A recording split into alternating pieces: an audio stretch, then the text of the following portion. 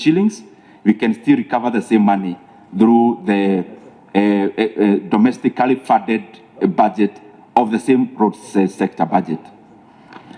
4, the impact of the proposed pronouncement of the 10 shillings. This one has 2 ramifications depending on how we understand it and how I understood it. The reduction that was announced of 10 shillings in Mombasa was not clear whether it is the sustaining of the 10 shillings that is in force now, as it was announced in Nairobi after the meeting with stakeholders, or it's an additional 10.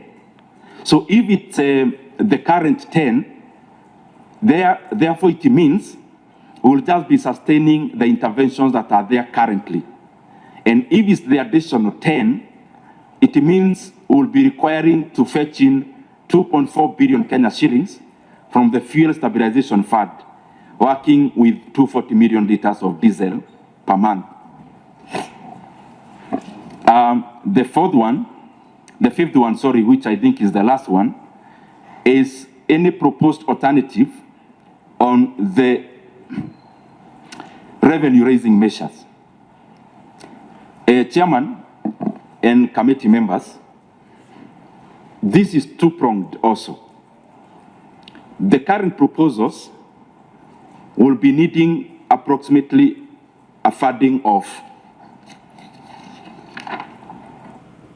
9.8 billion, all of them. So in 8 months, it will come to approximately 60.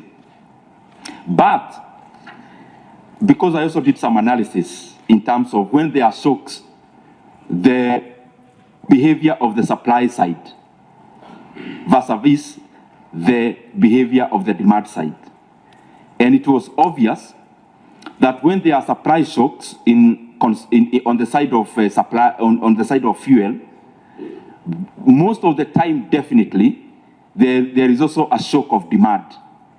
Shock of demand meaning the current consumption of 240 million liters of diesel is based on a good day. But you are not in a good day currently in terms of pricing. So if you do the graph of all the other of all the other times you have had disruptions, you realize that also demand goes down. So I'm working approximately at the actual money spent at around 48 to 50 billion Kenya shillings. Therefore, the way I'm talking about, the explanation of two-prong is in this way. One, we may decide to cut the revenue side. And therefore, cutting the revenue side, to balance the budget, then we cut the expenditure side. And that is why I think I was, the clerks saw it fit that I appear before the budget committee and not just the finance committee alone. So that's one. The second thing is that the country may decide to input this as part of the deficit. That's another thing. Another thing is that we may decide just to cut the size of our shirt according to the size of the cloth. And maybe that is why I'm here.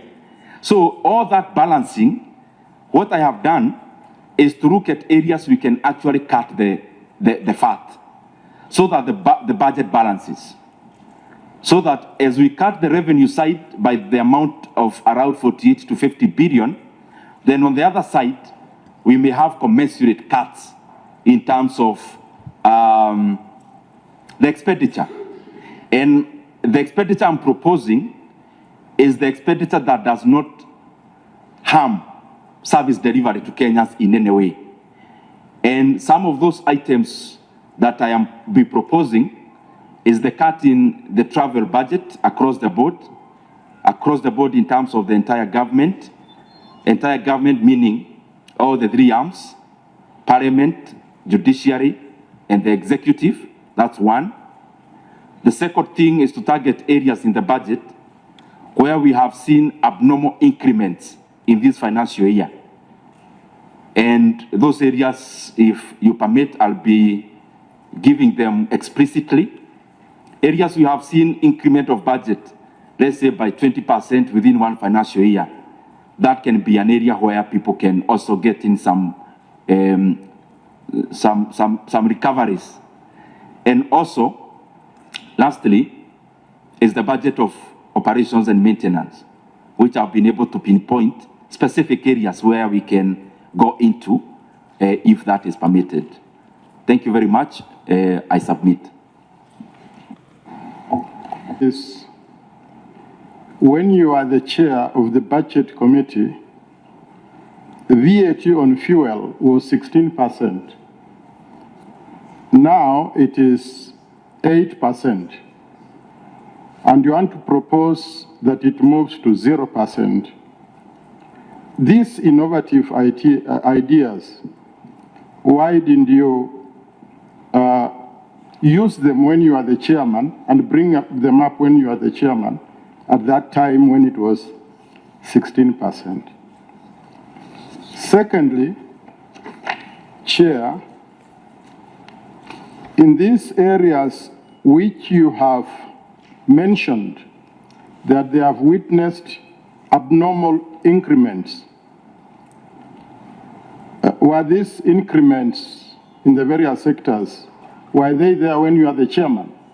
Or you've just noticed them when you are not the chairman? Thank you. Thank you. Next question.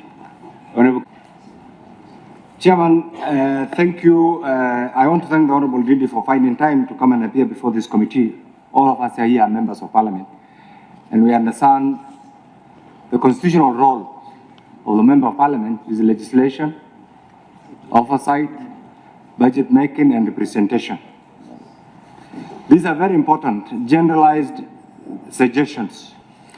Have you thought of contextualizing the same into a bill that will go through the legal, public, administrative, parliamentary stages? Because you can see some of the things that you're suggesting is not something that can be done through a roadside declaration.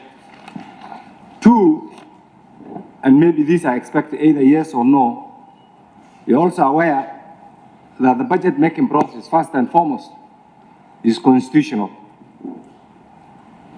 Two, just like all over the world, and Kenya being part of the civilized world, it's also political. Three, it's also driven by party manifestos.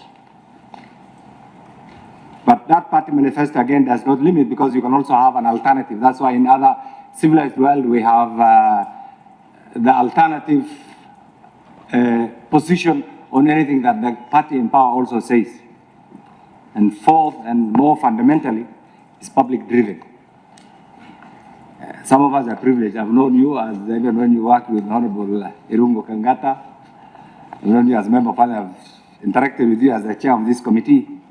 In the Kenyan scenario, Chairman, and this is the most unfortunate part, we speak from both sides, depending on where we are at that particular time. And that's why we are not doing well as a country.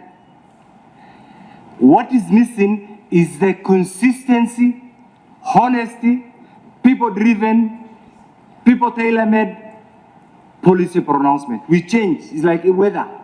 Today, because I am here politically and this is convenient, I just want to circumvent all the other process and say, this is what I think.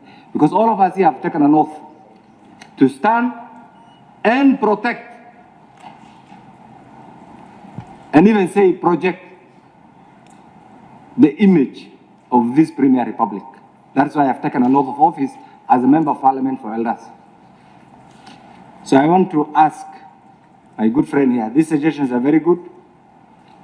And you also remember, this is not the first time that when this crisis, this is my last part, this crisis was there immediately after the election. And you are privileged to have been the chairman of this very important committee. And this is not going to be again the last challenge. I'm sure the world is very dynamic. The whole international environment is, climate is convoluted, and therefore we are likely, we may be through with the Iranian, American, Middle East challenges, but that might be again route to something else. What are the differences? At that time, in terms of you as the chair then, and right now being the chair emeritus, and the circumstances immediately after the countdown of 2022, and the circumstances right now during this war, vis-a-vis these proposals. Thank you, Chairman. Members, I would like something. Chairman, I just want to allow members to ask, then you just respond. Would you not want to take all the questions and respond at the end? Chairman, I'm just requesting for your indulgence. Yes. Because I'm a human being, and I want to give the best answers for the questions. Yes. Let's not take more than 4 in terms of routes. That's my observation. Okay, so we have taken 2, eh? So let me have let's be constrained. Yes, thank you, Chair, and thank you, Honorable Ndindi Nyoro. Honorable Ndindi Nyoro, this fuel crisis is not just affecting Kenya; it's affecting the whole world due to the war in Middle East between the U.S. and Iran. Would you be able to tell us which other country you have benchmarked your proposals from? Because this is happening worldwide, and me, I'm a doctor, I'm not an economist, but I would want to understand where else have you benchmarked these proposals that you are coming up with and it is working. Secondly, on the reduction of the 7 shilling fuel levy, you understand that this is on the road maintenance levy. You understand that we have 7 shillings for the securitization on the infrastructure fund. Could you be having other motives that you are targeting that infrastructure fund so that the government is not able to deliver on its infrastructure? And lastly, the president pronounced himself after meeting with the team that we'll have a reduction in the next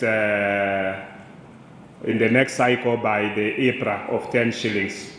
But there was this other reduction which was agreed between the transporters of 10 shillings. You made a statement that it seems it's not very clear.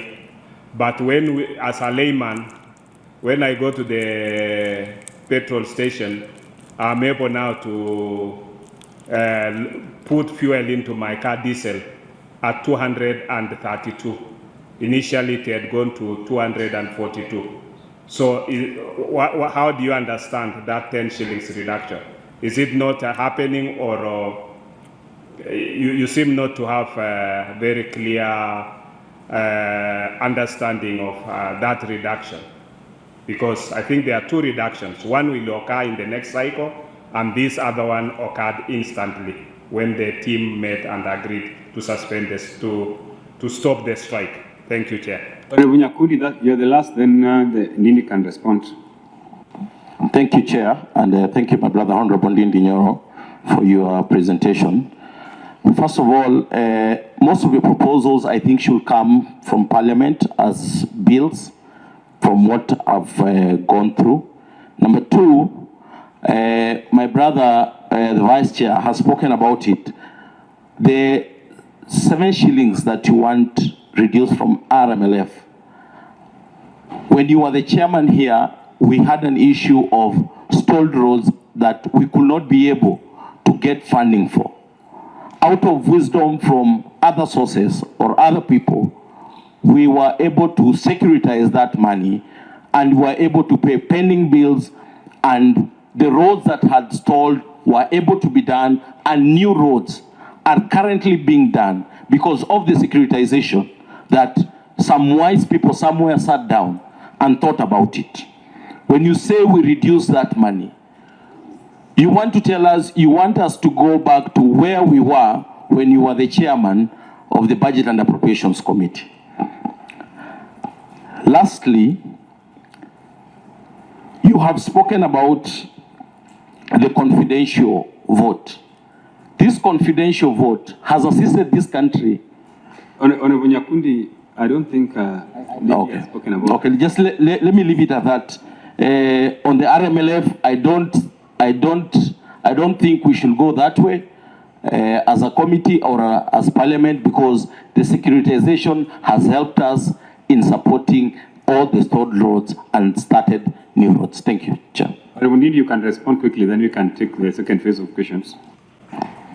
Thank you very much, Chair, and I will start with the Honorable Chikati.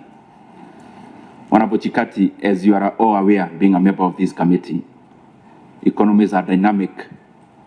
I've been consistent on what needs to be done when it comes to such a time like this. Because you asked, the VAT was 16 then, it is now 8, and I'm proposing we take it to 0. It's actually not the first time Kenya is having a tax exempt in terms of fuel prices. Before it was 8 before, it was actually 0. But this is the reasoning, Honorable Chikati. The reasoning is that global oil prices, just the economic parameters, are dynamic. That time, we have had a summer in terms of fuel prices globally, averaging $60 per barrel. Now we are talking about, today it was $90 per barrel, but previously it has been $100 per barrel. And if you look at my proposal, the more the reasoning that this is for in the intervening period of 6 months. So, even when you want to bring the issue of having been chairman of budget, it is always, or it is important, you contextualize that through facts. The second thing, you asked, and now attaching the same question to Honorable Kainan, what did you do then? Because this was purely, the questions is majorly about, you are chairman of budget, what did you do? I'm very proud of the interventions that we did. When I came in, the first business that we had in this committee was actually the appropriation of 45 billion Kenya shillings in fuel subsidies. So I walked the talk then. I am walking the talk now. It is this committee that did it. Honorable Chikati, you are part of this committee. It's not my responsibility to remind you of what we did.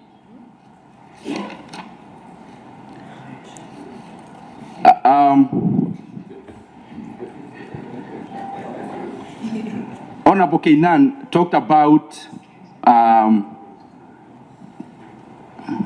again, about why not do it as a bill. When we have proposals like this, Honorable Kainan, and you know I respect you a lot, and thank you for even the demeanor at which you answered the question. We write proposals to Parliament. It's usually upon the wisdom of the bureaucracy of Parliament to choose the path. When I wrote the proposals, my intention was actually for a bill. But the bureaucracy of Parliament thought it would take long. The turnaround time of a private member's bill will be talking by December. So it will not be helpful at the moment. So that is why the clerk actually called me and requested that we do this process using this current scenario. And on the other one of why now, and he talked about consistency. I think I have exhibited consistency. When fuel prices were up in the year 2022, my clips are all around, when I was calling for the then government to reduce fuel prices, specifically for such reasons like this. And they went ahead and did it. So I've been consistent on that. In fact, you never find anywhere I have been a proponent of higher oil prices. Nowhere. And even if you found one, it can only be AI generated. So in terms of then consistency, we allocated for subsidy then when I was chairman. I'm calling for subsidies now when I am not. We appropriated that money because we thought it was important that we reduce fuel prices then, and it is still my intention even now that we reduce fuel prices.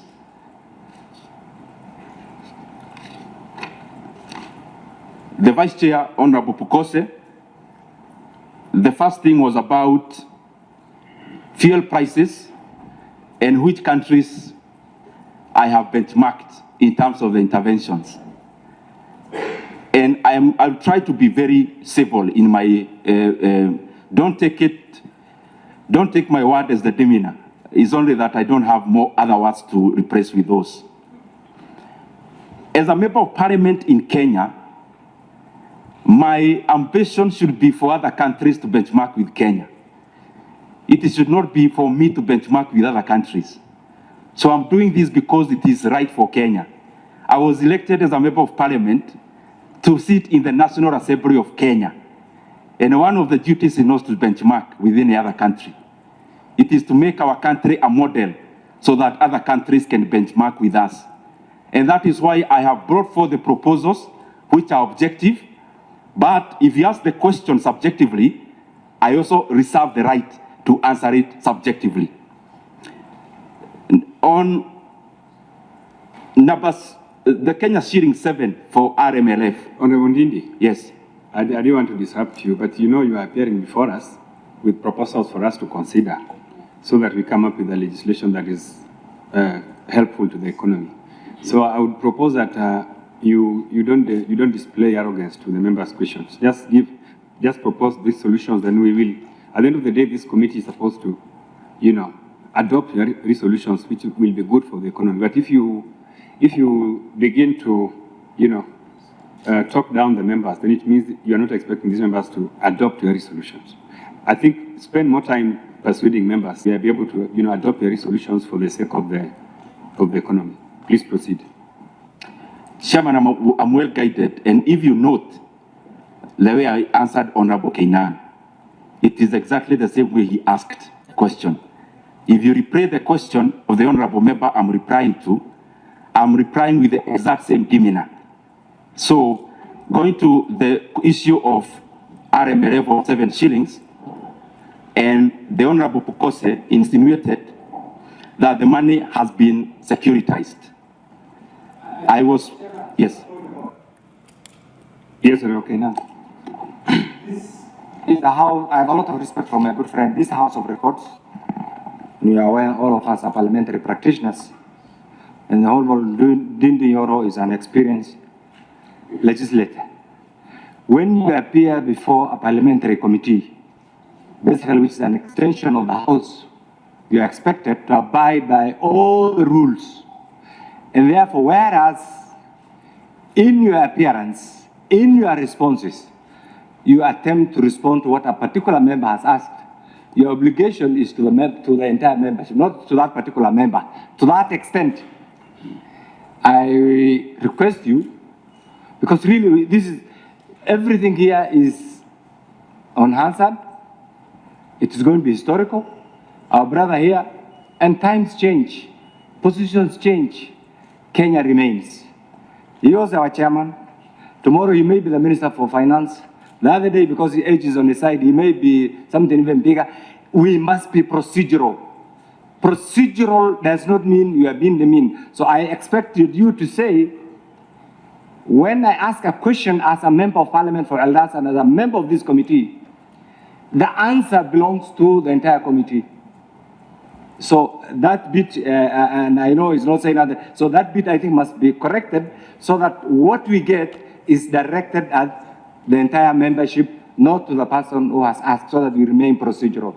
I rest my case, Chairman. Chair, just on a point of order. Yes, Vice Chairman.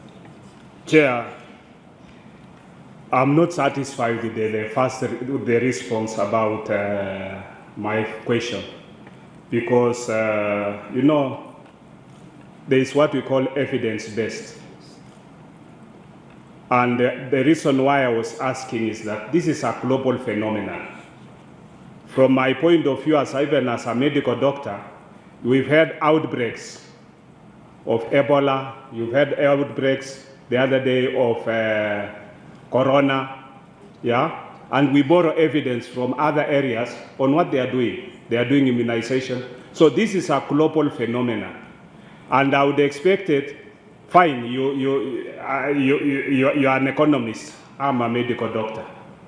I would have expected this has not happened anywhere. These are my original proposals, and that would be satisfied, that it has not been done in any other country. I would be satisfied with that answer, yeah? But because once we must be able to respect each other's professions. If it's an economic question, I'll ask you. If it's a medical question, I'm the expert on that. I'll be able to advise you. So I was asking, just as a layman, where has this happened? These proposals you are coming up with, they look brilliant, but where are they coming from? Are they your original, or you've copied them from somewhere else? That's the question. Thank you. So, Honorable Ndindi, I think the point raised by the Honorable Kwani is valid, that you are responding to the committee. The questions are not for the individual members who asked them. So please desist from responding in a manner like you are trying to, to respond to the questioner. Let us let your feedback be for the benefit of the entire sitting and the entire committee. Thank you. You can proceed. Yeah, and I'm well guided. It was just the atmosphere that was there before, and I'll try as much as possible to be objective. But I also request you that even in the asking of the questions, we also be objective. Honorable Vice Chair, these are my original proposals, but there are other countries that have done something about oil prices. Many of them, I just highlight a few. A country like Zambia, they have done something around VAT, and others. However, I have only read that qualitatively. The reasoning for this Honorable Pukose and Chair is that the proposals, where you may need some evidence-based, it is a place where you may not be able to quantify. Now, my proposals are quantifiable because it's only purely about money. It is either money, forfeiting money, or spending money. And that is the reasoning, members, that I didn't find it fit to borrow these proposals from any other country, maybe piecemeal, but not holistic. Yes, they are my original. 7 shillings, as far as I'm concerned as a member of parliament, there is no securitization that has happened. Point being, I have asked for these details myself in terms of documents. And as we all say, parliament is a house of records. I have done that as a member of parliament to seek for the details of securitization. I would actually request, if this committee has any document on securitization, they actually share with Kenyans. However, I have gone further because I knew this may come up. I have actually also written to the clerk of the National Assembly in terms of reducing excise tax and duty by Kenya shilling 7. So if there is a handicap in terms of these 7 shillings, there is a fallback position. Yes, Ndindi, you have been doing very well. Since you came, I think you did. But now, to the extent that you are suggesting that that securitization does not exist, I think that you have moved from a factual appearance before us to a political side. We are sliding to a political side where now you want to start doing politics. I want to persuade you that you continue the same stretch you started, where you are focusing on the facts and the details of how we can help the oil crisis. If you suggest that there has been no securitization in the country, you know that is politics, my friend. So I think, please come back to the stretch of presentation you have been doing, where you have been giving us facts on how we can resolve this crisis. Please come back. Honorable Chair, the thing is actually important. If, for example, today I purport that the country has allocated 1 trillion Kenya shillings to the education sector, I'll come to the budget and pull the allocation. Honorable Chair, with all due respect, the issue of securitization, I have done so. So I'm not even purporting. I have asked Parliament to give me any document there is about securitization. However, even if we are to jump that bump, the RMLF is 25 shillings. I'm proposing for a cut of 7. Assuming we'll get the documents of securitization, there is still 18 shillings remaining in the RMLF. So that's one arena. The other arena, which I have actually done so by writing to the clerk, is that we can also explore excise duty. So that if RMLF has been hedged somewhere or used as collateral, then there is a fallback in terms of excise. There was the issue of, Honorable Chair, of the Kenya shillings 10. And to use your words, because Chair, allow me also, because talking is just not listening, is also feeling. The Chair said, And actually, to use his words, don't you understand that the Kenya shillings 10 that was talked about in Nairobi, there is an extra 10 shillings that was talked about in Mombasa? Honorable Chair, Honorable Pukose, through the question you asked, I understand fully and completely. Subsidies are given monthly. That is why money is provisioned in the monthly basis. So when I start and say today that the diesel prices will be lower by 10 shillings next month, the base is always before the subsidy. And that is why I say that it was not clear whether it was additional. I have, Chairman, before appearing here, I have gone through the communications, both in Nairobi, as it was made, and in Mombasa by government. I never found the word additional. So if it's 10 shillings, 10 shillings is still there as we talk, because subsidy is given monthly.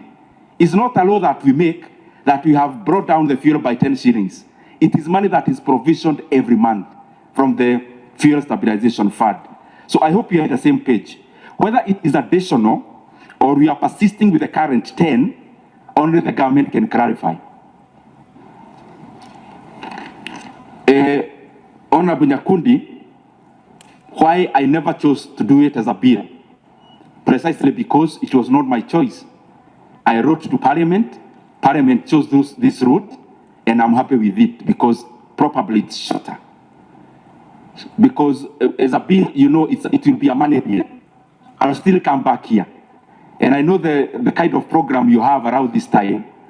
Honestly, as the budget committee, I don't think you'd have time for money bills at the current timelines. So I would then have to appear before this committee after June. But that was not my decision. I wrote my proposals to Parliament. It is Parliament that chooses the most efficient path. The issue of 7 shillings RMLF, the same answer that I gave.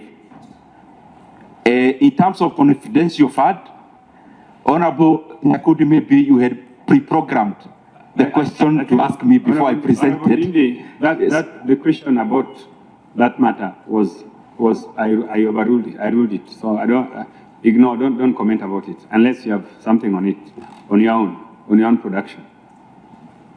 No, I was just saying maybe he had pre-programmed the question to ask me before even I came. Maybe that's why he asked. I never mentioned that word anywhere, okay. But it could be part of my proposals. So, thank you. So, members, I think we don't need to take a lot of time. I think we have had a very good conversation. I think I want to make my final submissions. Matia and Honorable Ruth. Honorable Ruth, let's start with you. Thank you very much, and I would like to say, through the chair, to say that it's very commendable that you are actually looking for a solution for in a situation that is actually really affecting us as Kenyans.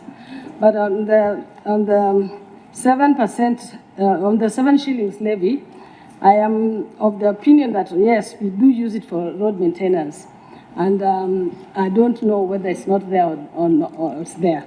But I was thinking of something that I would have wanted you to tackle. How about on the Petroleum Development Levy Fund? Because I think that Petroleum Levy Fund is one that actually we should consider even more than how we want to consider this reduction of the 7 shillings of the fuel maintenance levy, because that one has been there and is one that actually has not been used, and I don't know how it's being used, and I think it's something that we need to tackle. The Petroleum Development Levy Fund, I think is one you should consider. I would also want to talk a bit more of the G2G, because as it is, and I'm not saying that I'm against anybody, I hope I'm just saying what my mind is that when we have a fixed price like we do on the G2G, is actually making us have a higher rate than if we, and you know, the fuel prices actually fluctuate. Yeah, and really, when we had the OTS, in the OTS, the open tender system, we are able to determine and sometimes mostly even lower prices for ourselves. So I think that some of those ones, including in what you're saying, might help us more than the VAT that you'd want us to reduce so much, because, you know, at the moment, VAT is a very thorny issue. So maybe those are some of the things on that your presentation. But I must say that much as you're being bashed left and right somewhere or the other, but the fact that you're courageous enough to see that we could get a solution in Kenya is commendable. Thank you. But as we are dealing with this petroleum issue, the disruption, I mean, the pricing is the end result of the disruption of what we are getting. But listening to many analysts, the biggest problem is not actually the barrel. It is what contributes the components. During the war, we are calling it the Russian and Ukraine. It is the positioning of the map. So if you look at the Strait of Hormuz and all where this war is affecting, it has a heavier component in terms of pricing. And we might not, by the way, we might not solve this problem as long as this war is going on or this problem is going on. Number two, it's about the insurance of the ship. Actually, one of the reasons why we have high prices of petrol or petroleum products, it is not about the dollar barrel. It is the insurance that has been put, because this is about sinking of the ship and all those kind of things. So even as we look for solutions, I think I want to go back to what Honorable Because asked you to benchmark, so that we have a better way of looking at it, even if we might not get the solution in good time. Thank you.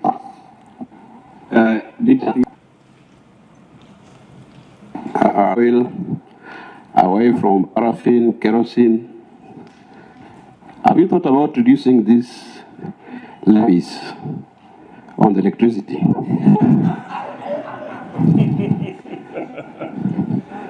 Yeah, because as we talk about diesel, petrol, the cost of electricity is also high. And I'm tempted to believe that you are not talking about it because you are personally a beneficiary of the output from Kenya Power. Thank you. Members, I think let Ndindi respond to those questions, then I'll make the final submission. About this proposal is a good proposal, but I wanted to hear from our good friend, Honorable Ndindi Nyoro.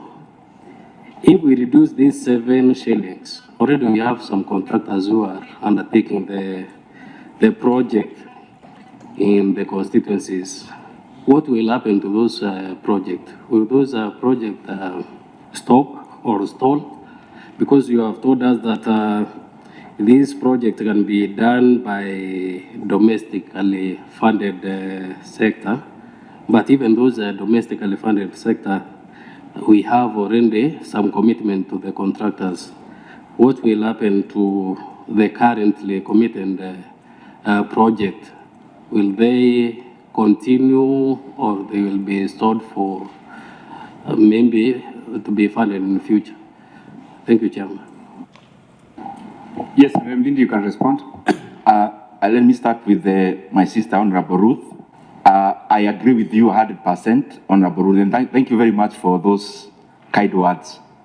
They are very scarce nowadays from people like you and my colleagues. So when I hear one, it's an outlier. Honorable Ndindi,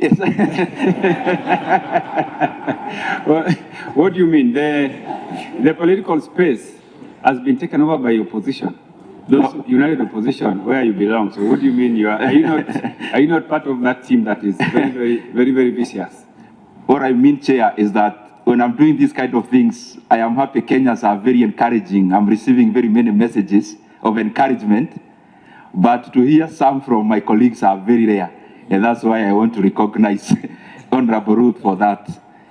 And also other members who have commended me privately, like Honorable Naisura.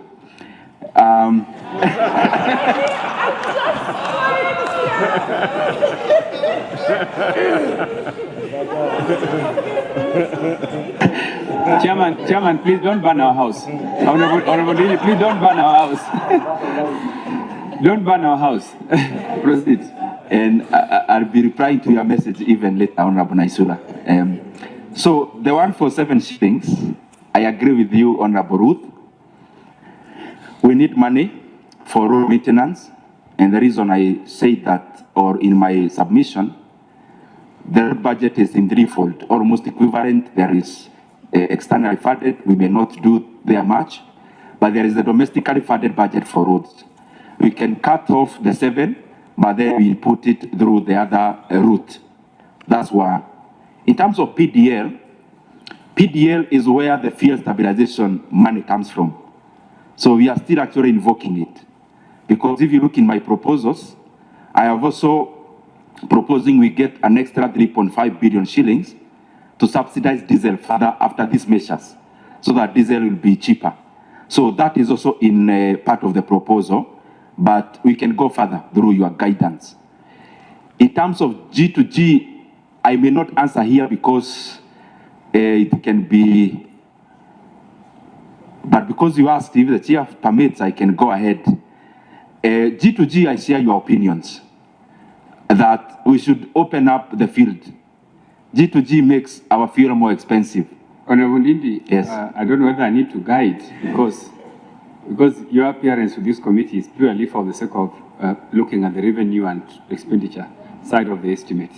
The policy issues to do with G2G, because those were policies that were taken elsewhere, in which this committee has actually no mandate.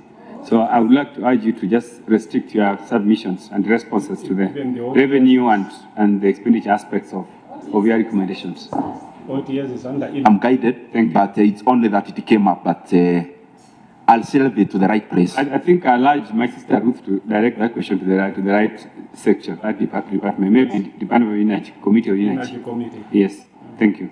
Thank you very much. And before I go to the next one, thank you very much, Honorable Ruth. At least I know I have one supporter in the floor. Honorable Jamatia. You are forgetting Naisula also. Naisula is obvious. Honorable Jamatia.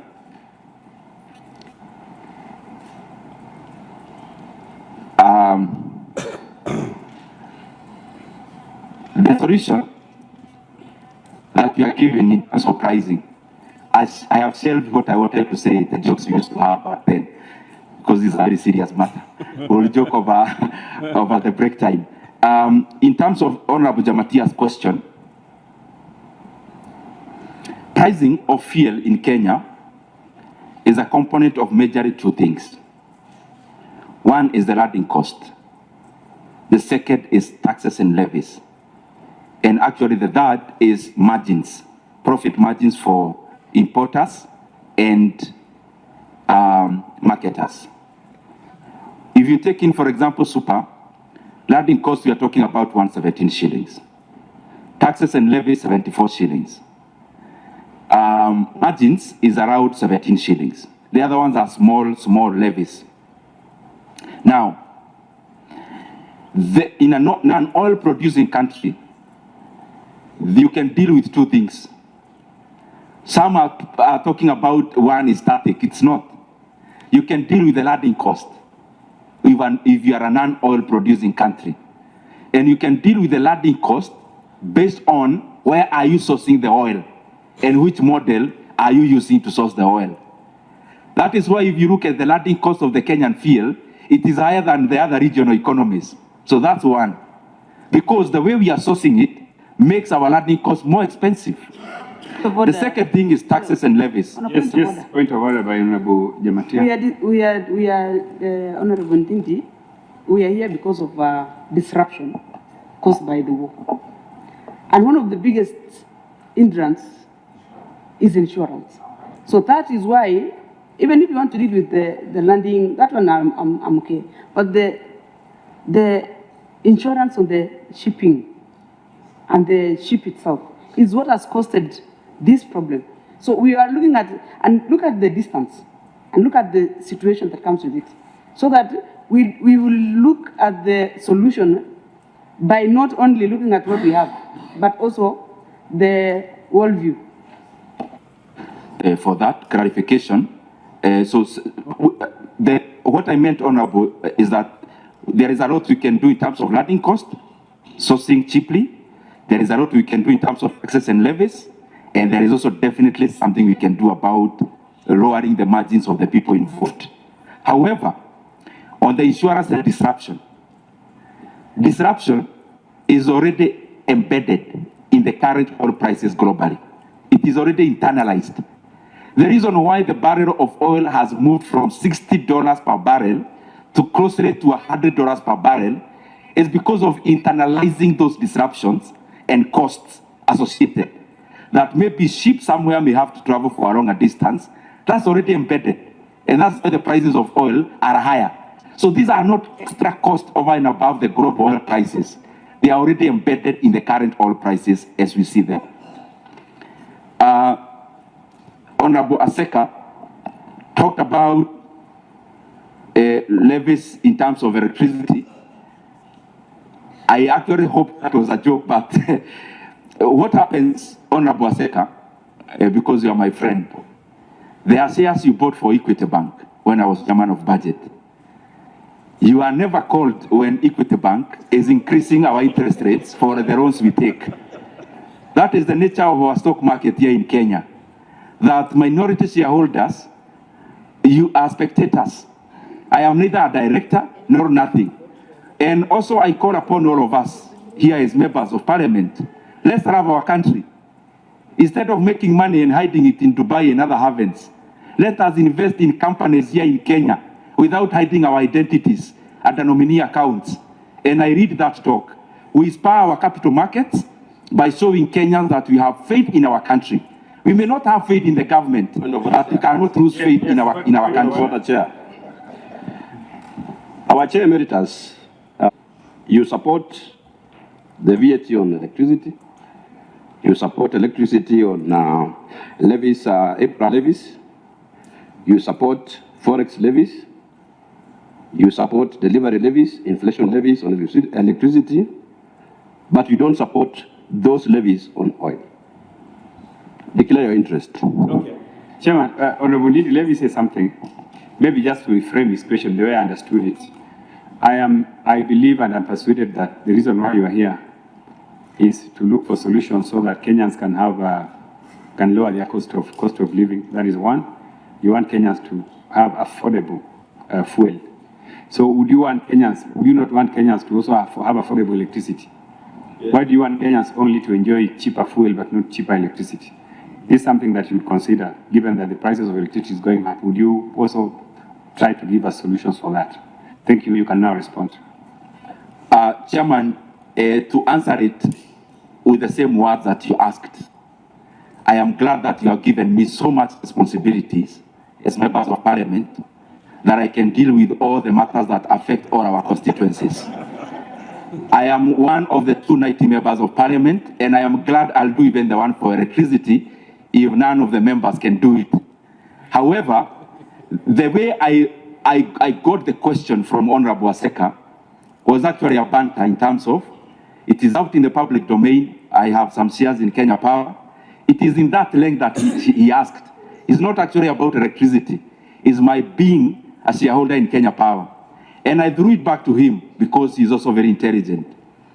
Now that you have shares in Equity Bank and they increase our interest rates, do they consult you, Honorable Aseka?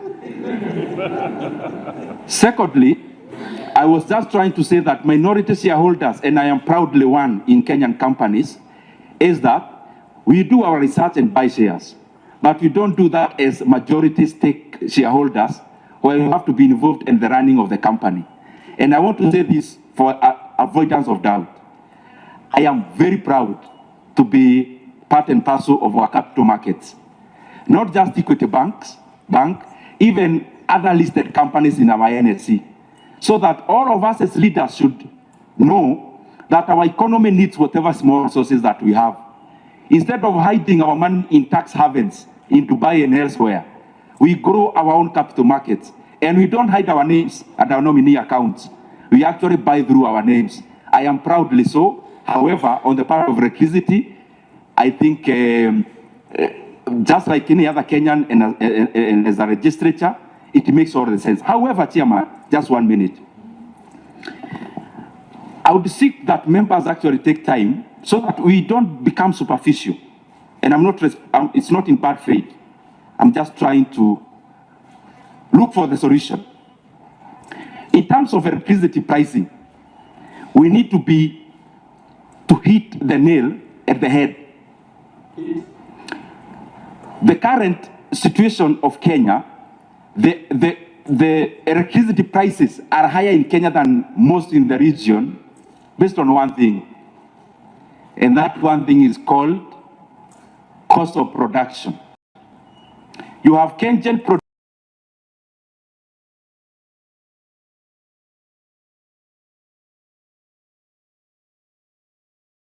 using electricity at a third of what some of the IPPs are paid. IPPs are independent power producers.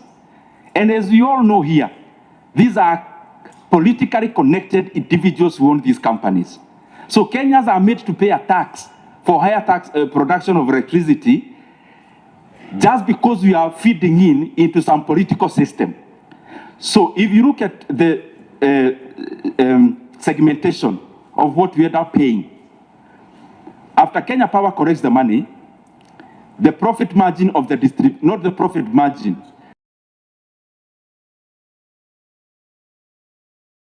out of 100 shillings, their revenue could be around 20%. Most of the money goes to producers. If we actually need to handle this issue head on, we must deal with the issue of production. Thank you. Honorable John Paul, lastly. Honorable Ndindi, I think we can summarize. Honorable John Paul. Thank you. Chairman, point of order. The question which is being raised is that area of electricity as a need also, that is what Honorable Aseka is raising. Do you see it as a need to have a reduction in prices of electricity, or you are only seeing the need to reduce fuel and not electricity? I think Honorable Ndindi, that matter has been answered comprehensively. I want to propose that you respond to the question by Honorable John Paul, then I make my final submissions, then we close. Thank you. I would request you just half a minute on Honorable Secretary General's question. I see the need of electricity. I have answered it exhaustively. Maybe that is the pitfall of having premeditated questions, which were made before I came, so that we have to ask them even when they are answered. Honorable Ndindi, Honorable Ndindi, again. That is very unfair. That is very derogatory because this is Parliament. And I believe that Kenyans have elected their representatives to come to Parliament and they are here to represent their members.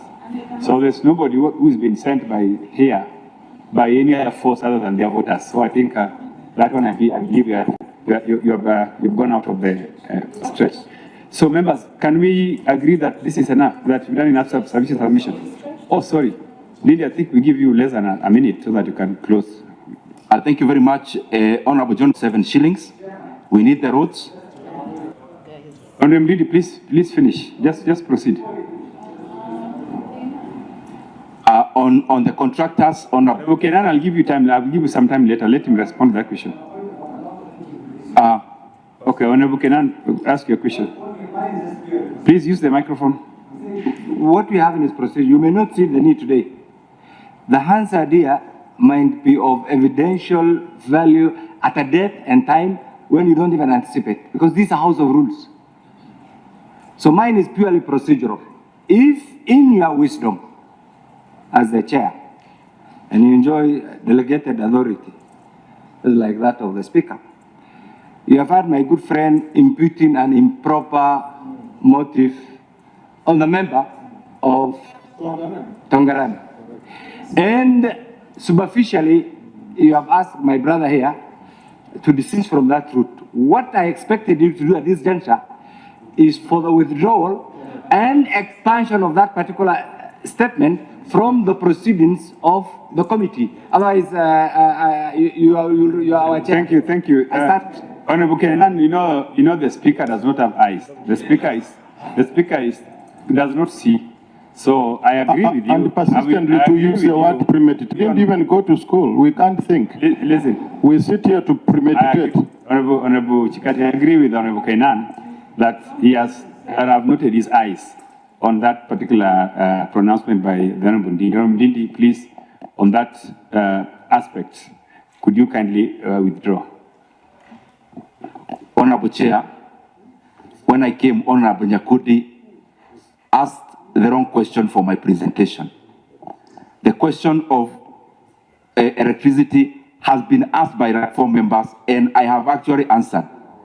And therefore, it leaves me with no other alternative than to think, as I had been briefed before by some of you, that were questions premeditated for me.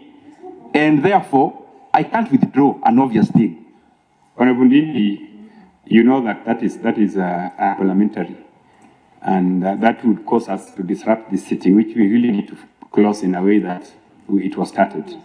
So if you insist on, using unparliamentary language on your colleagues, respected colleagues, because these are members, I want to again persuade you to at least give his elector some respect by, removing the insinuation that he was given questions to come and ask you. I don't think that is the right position. Please withdraw that one, then we proceed. For the respect, let me paraphrase. Honorable Chikati, I had answered the question. And therefore, I will withdraw the previous assertion. Thank you. Thank you. Now you can finish you can respond to the question by Honorable John Paul. Honorable John Paul was about 7 shillings, which I've also answered, about having contractors on the roads. I have, and I want to repeat here again and again, there is no document anywhere in Parliament about securitization. So we read it on news just the same way other members read it. Secondly, RMLF is 25 shillings. I'm proposing 7. There is still an 18 shillings remaining. So there is a lot of room. Very lastly, Chair, because I think these are my closing remarks, I want to thank you very much for this opportunity to have appeared before the Budget and Appropriations Committee. And also, I want also to underline that you are all colleagues and I respect every one of you. And even in the start of this discussion, I was just trying to answer the questions based on the temperatures that had been thrown to me. But I'm glad that at the end of the day, we have been able to listen to each other and to hear my objective proposals. I request you, members, I know many times we are divided politically based on where we lean, but I want to request you, this issue of fuel is not just affecting the people of Kiharu. It is representing the people of the entire country. The issue is about the trade-off. We let the prices go up, they spiral, they affect the economy, or we do something about it and arrest the cost of living going forward. I beseech all of us that we start on the side of Kenyans. We look for solutions to lower fuel prices because it is possible and it is still in our purview. Thank you very much. Thank you very much. Yeah, just to say that the prices is not affecting the people of Kiharu. Are you aware that even these prices is not affecting the Republic of Kenya only, but it is the whole world?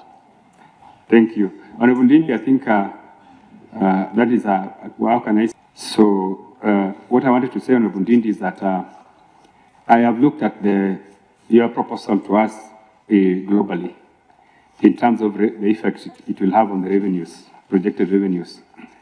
And I have seen that if we do implement what you have proposed, then we have to take a haircut of about 82.4 billion annually. And in 6 months, we have to take about 41.2 billion. This would mean about 2.8% of our projected revenue that we are going to lose. You have been the chairman of budget and you know the process of coming up with these estimates, which actually starts very far from the sector meetings, sector working groups, and etc. And to this extent, I want to tell you, because we've been going through the BPS and all this, I want to tell you that there is really no place for us to cut. Even if we try to cut, we will not find anywhere to cut. We have cut our development allocation by about 100 billion.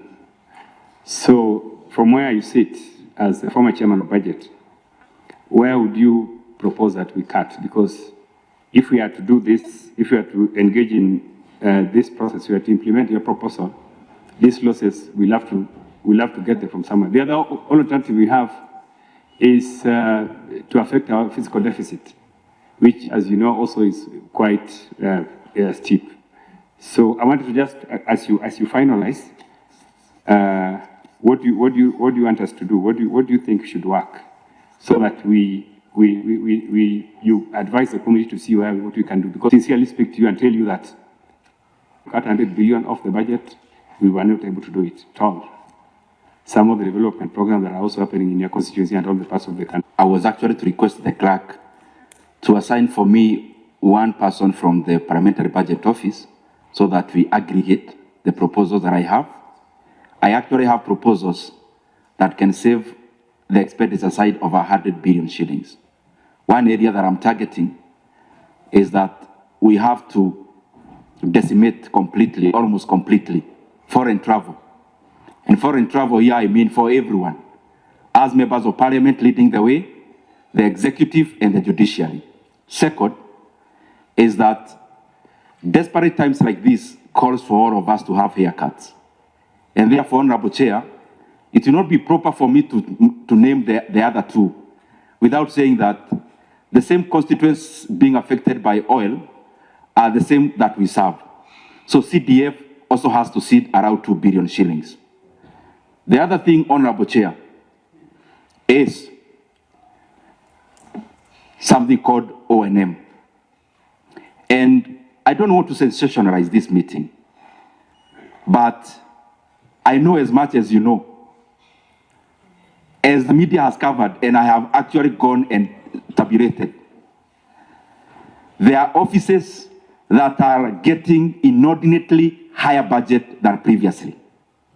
Our leaders, the top offices, namely State House, has to also lead the way.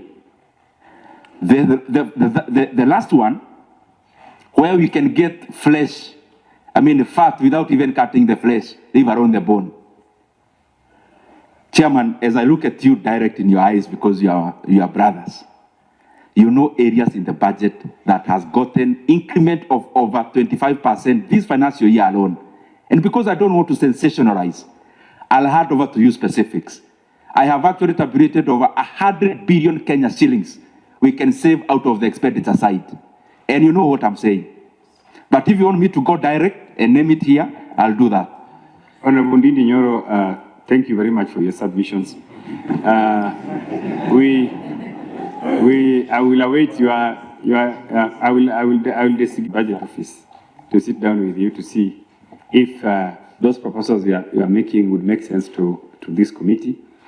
Otherwise, I think members, you've listened to Ndindi Nyoro. I think the best thing now we'll do as the committee is to retreat back and look at those proposals and then maybe vote on them and see which ones we can carry the day. With members of budget committee on any proposal that you have.